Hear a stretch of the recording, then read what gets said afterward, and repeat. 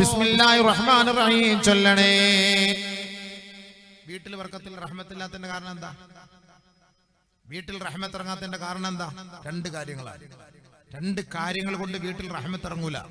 നബിയുനാ ശഫീഉനാ റസൂലുള്ളാഹി സ്വല്ലല്ലാഹു അലൈഹി വസല്ലമ തങ്ങൾ പറഞ്ഞു, ആരെങ്കിലും ഒരു വീട്ടിലേക്ക് കയറുമ്പോ ഹീന യദ്ഖുലു ഫസല്ലമ അലൈഹി ഹീന യദ്ഖുലു മൻസിലഹു, ഒരു വീട്ടിലേക്ക് കയറുമ്പോൾ അവൻ സലാം ചൊല്ലി കയറട്ടെ.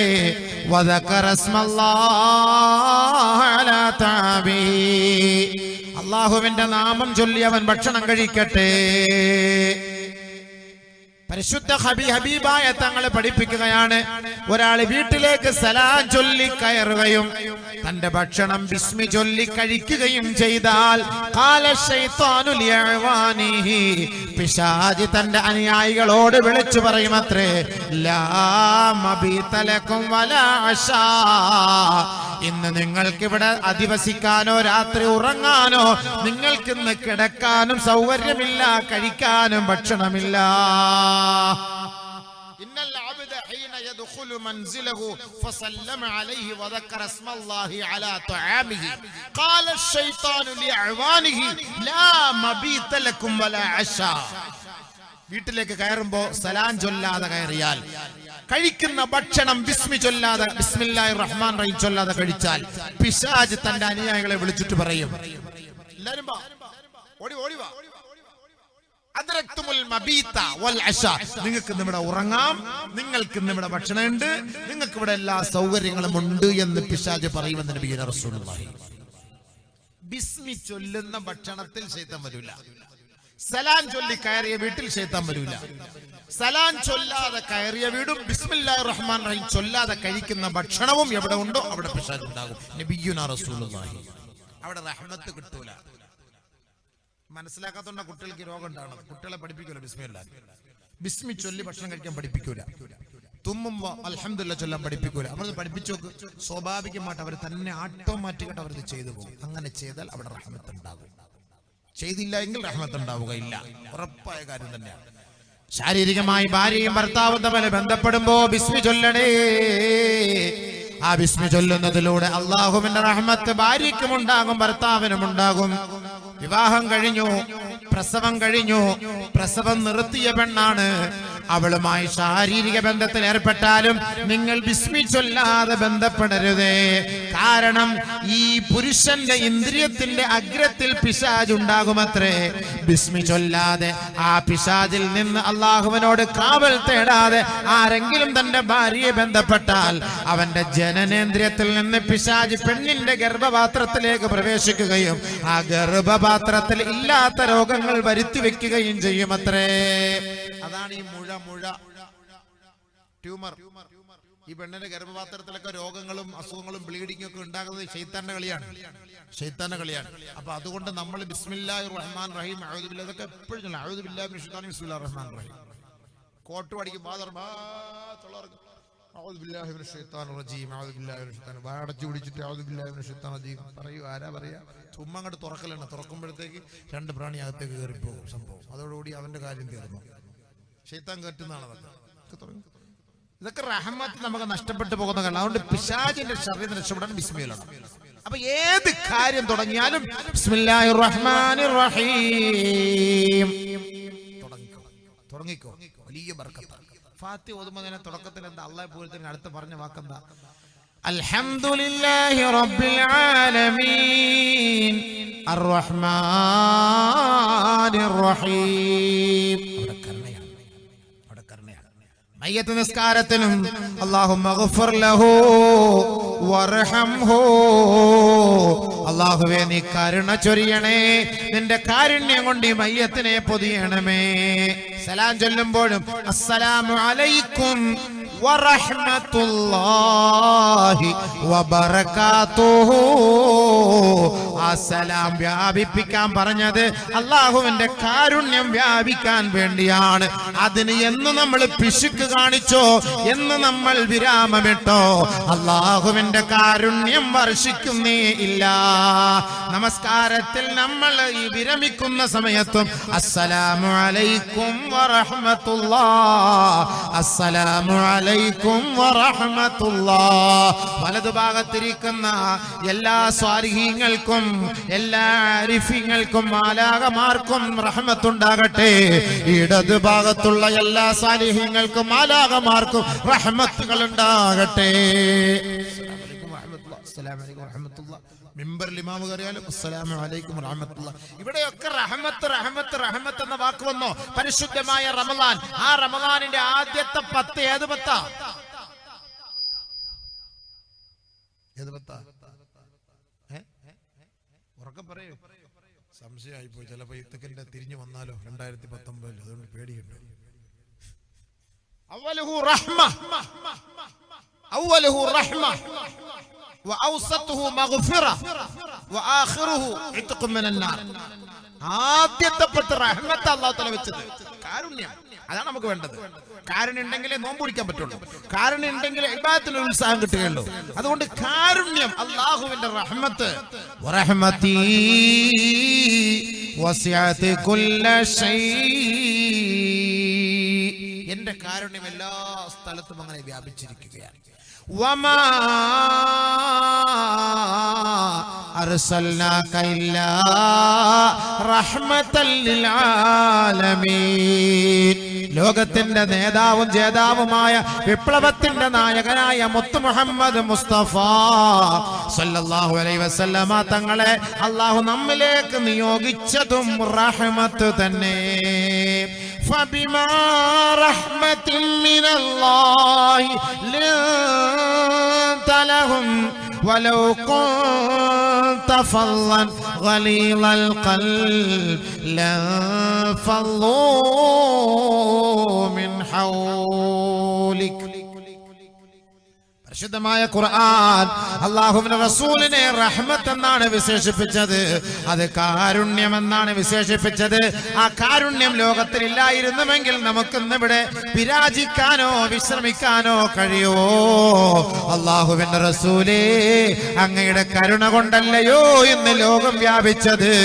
ജനങ്ങൾ അങ്ങയുടെ അരികിലേക്ക് അടുത്തു വരുന്നതും അങ്ങയുമായുള്ള സൗഹാർദ്ദം നിലനിർത്തുന്നതും അങ്ങയുടെ സംസാരത്തിൽ ഉണ്ടാകുന്ന കരുണയുടെ പേരിലാണ്. അങ്ങയുടെ ജീവിതത്തിലെ കരുണയുടെ സ്വഭാവത്തിന്റെ പേരിലാണ്. അല്ലാഹുവിന്റെ റസൂല് കുഞ്ഞുമക്കളോട് കരുണ കാട്ടിയിട്ടില്ലേ? മൃഗങ്ങളോട് കരുണ കാട്ടിയില്ലേ? ഒരിക്കൽ ഹുസൈൻ റളിയല്ലാഹു അൻഹുവിനെ എടുത്ത് അല്ലാഹുവിന്റെ റസൂല് തോളിൽ വെച്ചിട്ട് നടന്നു പോവുകയാ. അല്ലാഹുവിന്റെ റസൂല് പറഞ്ഞു, യാ അല്ലാഹ് ഇലാഹി, എന്റെ പടച്ചവനെ, ഇന്നി ഉഹിബ്ബുഹു ഫഹിബ്ബഹു, ഈ അഹ്ലു ബൈത്തിനെ ഞാൻ ഇഷ്ടപ്പെടുന്നു അല്ലാ, നീയും അതുപോലെ ഇഷ്ടപ്പെടണമേ അല്ലാ. ഇഷ്ടപ്പെടണേ, മനസ്സിലായില്ലേ?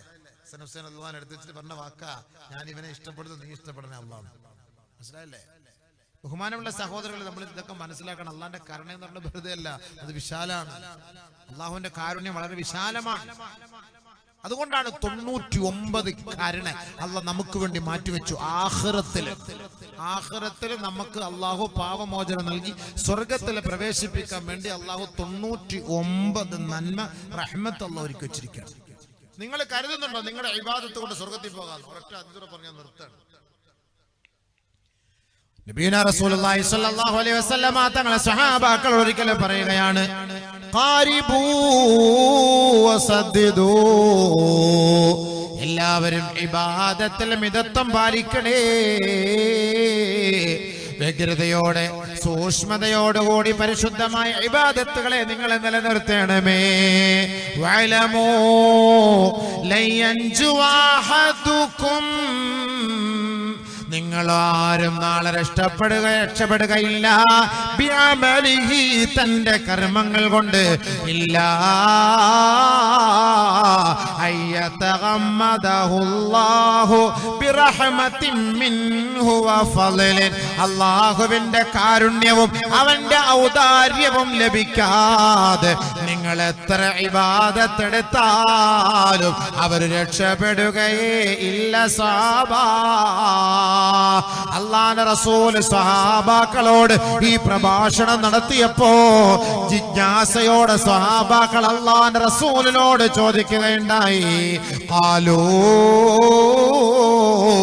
വലാ അൻത യാ റസൂലല്ലാഹ്. നബിയേ, അങ്ങേയും അങ്ങനെ തന്നെയാണോ? അങ്ങേക്കും അങ്ങനെ തന്നെയാണോ? എത്രത്തോളം ഇബാദത്തെടുത്തെടുത്ത് കാലിൽ നീര് വെച്ചില്ലയോ റസൂലേ? ഉറക്കമില്ലാതെ അല്ലാഹ്ക്ക് വേണ്ടി മണിക്കൂറുകളോളം നിന്ന് നമസ്കരിച്ചില്ലയോ? അങ്ങേക്കും സ്വർഗത്തിൽ പോകാൻ അല്ലാഹുവിന്റെ കരുണ വേണമോ നബിയേ?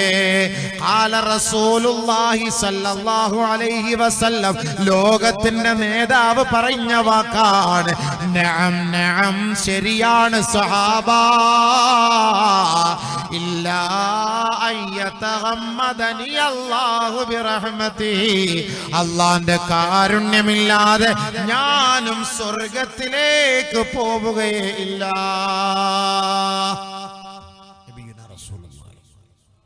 അല്ലാഹുവിന്റെ റസൂൽ സ്വർഗത്തിൽ പോകണമെങ്കിൽ അല്ലാഹുവിന്റെ കരുണ വേണം. അതാണ് നബിതങ്ങൾ പറഞ്ഞ വാക്ക്. സഹീഹ് മുസ്ലിം, സഹീഹ് മുസ്ലിം, ലൻ യൻജു അഹദും മിൻകും, നിങ്ങളിൽ ആരും സ്വർഗത്തിൽ പോവില്ല ഇല്ല അയ്യതഗമ്മദഹുല്ലാഹു ബിറഹ്മതിഹി, അല്ലാഹുവിന്റെ കാരുണ്യമില്ലാതെ സ്വർഗത്തിൽ പോവില്ല. നമ്മൾ വിചാരിക്കും നമ്മൾ നിസ്കരിക്കുന്നുണ്ട്, നമ്മൾ ദുആ ചെയ്യുന്നുണ്ട്, നമ്മൾ വഅദ് കേൾക്കുന്നുണ്ട്, തഹജ്ജുദ് നിസ്കരിക്കുന്നുണ്ട്. ഇനി വലിയൊരു ഹദീസുണ്ട്, അതൊക്കെ സമയമില്ല. നമ്മുടെ അമലുകളൊക്കെ ആയിട്ട് കൊണ്ടുപോയി വലിയ അടുത്തപ്പെട്ട് റബ്ബിനോട് പറയും, എന്നെ വെറുതെ ഒന്നും നീ ഫ്രീ ആയിട്ട് സ്വർഗത്തിൽ കൊണ്ടുപോണ്ട, എന്റെ നിസ്കാരത്തിന്റെ പേര് കൊണ്ടുവന്ന് മാഫി ഒന്നും കിട്ടൂല. അള്ളാഹു നമുക്ക് ചെയ്തെന്ന നിഅമത്തിന്റെ ഒരു ചെറിയ നിഅമത്തിന്റെ, ഏറ്റവും ചെറിയ നിഅമത്ത്, അനുഗ്രഹത്തിന് വേണ്ടിയിട്ട് 90 വർഷം നമ്മൾ ഇബാദത്ത് എടുത്താലും ആ ചെറിയ അനുഗ്രഹത്തിന്റെ പ്രത്യുപകാരം പരിഹാരമാവുകയില്ല. അതിന്റെ വലിയ ഹദീസുകളുണ്ട്, സമയമില്ലാത്തൊരു നിർത്താണ്. അള്ളാഹ് ചെയ്ത നിഅമത്ത് ആലോചിച്ചു നോക്ക്. നമ്മൾ തുമ്മുന്നു, ഒരു സെക്കൻഡിന്റെ പോയിന്റ് സെക്കൻഡ് നമ്മുടെ ഹാർട്ട് അടഞ്ഞു പോകാതെ, ബ്ലോക്ക് ആകാതെ അള്ളാഹു നമ്മളെ ആ ഒരു വലിയ രോഗത്തിൽ നിന്ന്, വലിയ അപകടത്തിൽ നിന്ന് അള്ളാഹു നമ്മളെ രക്ഷപ്പെടുത്തണം. ഉടനെ നമ്മൾ അള്ളാഹ്ക്ക് പറയുന്ന വാക്കെന്താ? അൽഹംദുലില്ലാഹ്. രാവിലെ ബാത്റൂമിൽ പോകാൻ പറ്റിയില്ലെങ്കിൽ അവസ്ഥ എന്താ? ഒരു ബാത്റൂം കൊണ്ട് 9 പേരുണ്ട്, എല്ലാവർക്കും ഒരേപോലെ മുട്ടിപ്പോയി. എന്തായിരിക്കും രംഗം? അല്ലാഹുവേ, നമുക്ക് പിടിച്ചൊരു സ്ഥലത്തില്ല. അല്ലാഹുവേ, തീരുന്നവരെ ഒന്ന് സബൂറാക്ക തൗഫീഖ്. അല്ലാഹ് സബൂറാക്ക തൗഫീഖ്. ഫ്ലൈറ്റിലൊക്കെ കയറി കഴിഞ്ഞാൽ രംഗം എന്തായിരിക്കും? എന്ത് വിഷമമായിരിക്കും. നമ്മൾ പിടിച്ചു നിർത്താം. അവൻ പോയി അവന്റെ പ്രാഥമിക ആവശ്യങ്ങൾ കഴിഞ്ഞ് തിരിച്ചു വരുമ്പോ അവൻ പറയേണ്ട വാക്കെന്താ? അൽഹംദുലില്ലാഹില്ലദീ ആഫാനി, അൽഹംദുലില്ലാഹ് അല്ലദീ അദ്ഹബ അന്നി മാ യൂദീനി വഅബ്ഖാലി മാ യൻഫഉനി. അല്ലാഹുവേ, എന്റെ വേദനയും വിഷമവും നീ മാറ്റിയിട്ട് എനിക്ക് ആവശ്യമുള്ളത് നിർത്തി തന്ന പടച്ചവനെ, നിനക്കെല്ലാ സ്തുതികളും അഖില സ്തുതികളും. അൽഹംദുലില്ലാഹ്. അല്ലാഹുവേ ശുക്ർ ചെയ്യണ്ടേ? ഒരു ഗ്ലാസ് വെള്ളം കുടിച്ചു. അൽഹംദുലില്ലാഹില്ലദീ സഖാനി അസ്ബൻ ഫുറാതൻ ബിറഹ്മതി വലം യജഅൽഹു മിൽഹൻ ജാജൻ ബിദുനൂബിനാ. പടച്ചവനെ, ഞങ്ങളുടെ പാപങ്ങൾ കാരണമായി ഉപ്പുവെള്ളം തരാതെ ശുദ്ധമായ സുഗതമായ വെള്ളം നീ നൽകി ഞങ്ങളെ സഹായിച്ചവനാണ്, നിനക്കെല്ലാ സ്തുതികളും. അൽഹംദുലില്ലാഹ്. അതുകൊണ്ട് അള്ളാഹുവിന് നമ്മൾ എത്ര ശുക്ർ ചെയ്താലും പടച്ചവൻ ചെയ്തു തന്ന നിഅമത്തിന്റെ ഒരു അംശം പോലും ആവില്ല. പിന്നെ അള്ളാഹ് പറഞ്ഞ വാക്കെന്താ? ലഅഫ്തു ലക ഹസനാതിക വതജാവസ്തു അൻക സയ്യിആതിക വവഹബതു ലക നിഅമതി. നാളെ ആഖിറത്തിൽ നമ്മുടെ നന്മകൾ കുറഞ്ഞു പോകുമ്പോ അല്ലാഹു റബ്ബുൽ ഇസ്സത്ത് നമുക്ക് സന്തോഷത്തോടെ, കരുണയോടെ നമ്മളെ സമാധാനിപ്പിച്ചുകൊണ്ട് പറയുകയാണ്, ദാസനെ നീ ദുഃഖിക്കരുതേ, നിരാശപ്പെടരുതേ. ലഅഫ്തുക ഹസനാതിക, നിന്റെ നന്മകൾ ഞാൻ ഇരട്ടിയാക്കിയിരിക്കുകയാണ്. വതജാവസ്തു അൻക സയ്യിആതിക, നിന്റെ തിന്മകളെ ഞാൻ മായ്ച്ചു കളഞ്ഞിരിക്കുകയാ.